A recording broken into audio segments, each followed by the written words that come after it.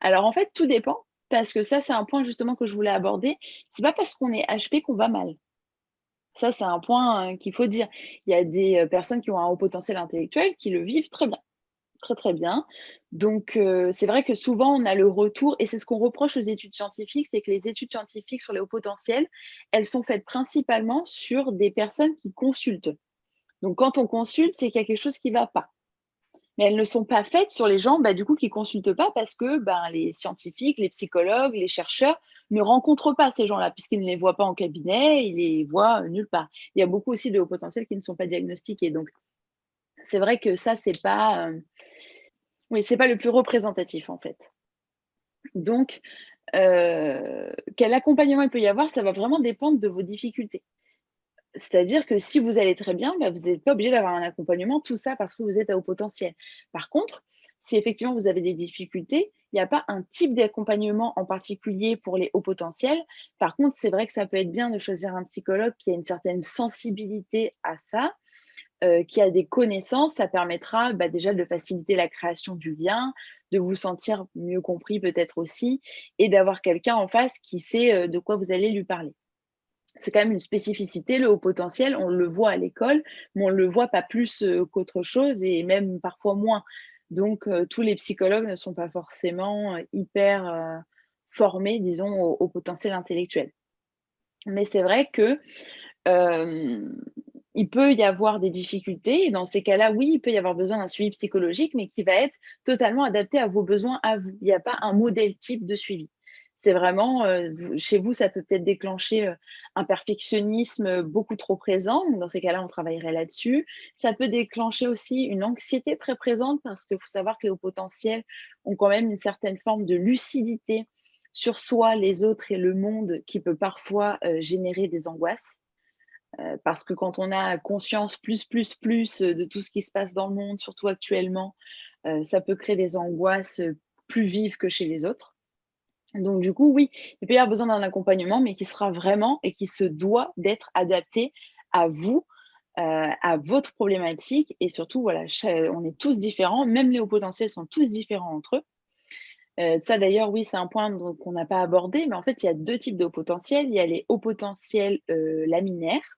Donc les hauts potentiels laminaires, c'est ceux qui ont des résultats homogènes dans tous les sous-catégories que je vous ai montrées tout à l'heure sur la photo. Donc ça veut dire que vous avez un QI qui est homogène dans tous les domaines et vous avez le haut potentiel complexe et ça, en fait, c'est des personnes dont le QI total est supérieur à 130, mais à l'intérieur des catégories, ils vont par exemple, avoir une catégorie où ils ont un QI énorme, 160, et une autre catégorie où ils vont avoir un QI proche de la moyenne, voire même parfois en dessous. Et donc là, ça crée un profil hétérogène. Et déjà, on n'a pas les mêmes problématiques suivant si on est au potentiel laminaire ou si on est au potentiel complexe. Donc du coup, ça aussi, c'est important à prendre en compte. C'est pour ça que si vous avez un suivi ou une prise en charge, elle se doit vraiment d'être adaptée à vous, à votre haut potentiel, mais aussi à votre personnalité, à votre vécu, parce que tout le monde n'a pas le même vécu. Donc voilà, ce sera vraiment adapté à vous. Ça, c'est important. Petite question pour ajouter. Du coup, si on se considère comme au potentiel, du coup, comme tout ce que tu as dit, intellectuel ou émotionnel, enfin plutôt intellectuel pour le coup, qu'on passe le test et qu'on se rend compte qu'on n'est pas au potentiel, est-ce qu'il faut aller trouver, chercher quelque chose d'autre ou plutôt que de se dire, bon, bah, qu'est-ce que je suis? Enfin, tu vois. Ça dépend, je pense que c'est à discuter en fait, avec, votre psychologue, enfin avec la personne au moins qui vous fera le test, parce que ça dépend pourquoi vous avez fait le test dans un premier temps. Il ne peut pas y avoir une, réponse universelle à cette question. Si vous avez fait le test parce que vous avez par exemple un mal-être, que vous vous sentez vraiment à part, parce que je dis ça, je donne ça comme exemple parce que c'est souvent le cas. Souvent, il y a des personnes qui ressentent ce qu'on appelle cette asynchronie, qui est effectivement pour se retrouver dans le haut potentiel. C'est le sentiment de ne pas être comme les autres, d'être différent des autres, de ne pas avoir les mêmes, les mêmes centres d'intérêt, la même façon de fonctionner que les gens en général de notre âge. C'est vrai qu'on retrouve beaucoup chez le haut potentiel des amitiés avec des gens plus âgés. Donc ça, c'est fréquent. Mais oui, il faut en parler et après ce sera en fonction des difficultés que vous avez qu'on déterminera s'il faut aller fouiller ailleurs. Parce qu'effectivement, il peut y avoir des choses qui pourraient expliquer ce type de symptômes, comme par exemple des TSA, donc des troubles du spectre autistique. Je sais que ça fait un peu peur quand je dis ça, mais il y a des TSA très légers, mais qui peuvent expliquer ce sentiment un peu d'être dans une sorte de bulle et les difficultés sociales que la personne peut rencontrer. Et il peut y avoir aussi, ça peut être pas mal de choses en fait, mais ça peut aussi être rien. Ça peut être aussi simplement une façon d'être au monde, liée à la personnalité de la personne.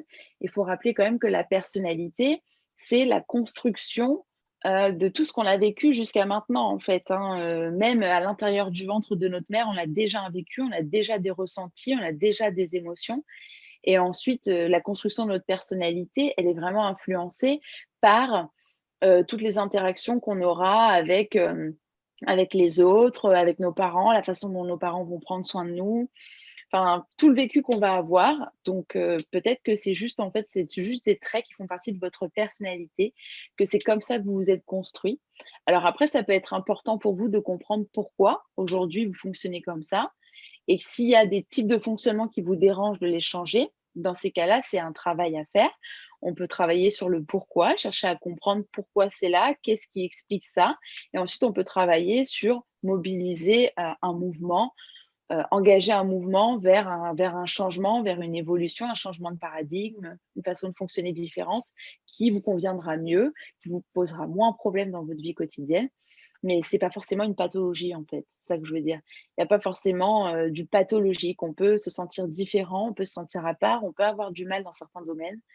On peut avoir du mal à gérer aussi des fois comment on fonctionne, mais ça veut pas dire qu'on a une pathologie ou une particularité, peu importe, mais voilà, ça peut juste être, nous sans que ce soit pathologique.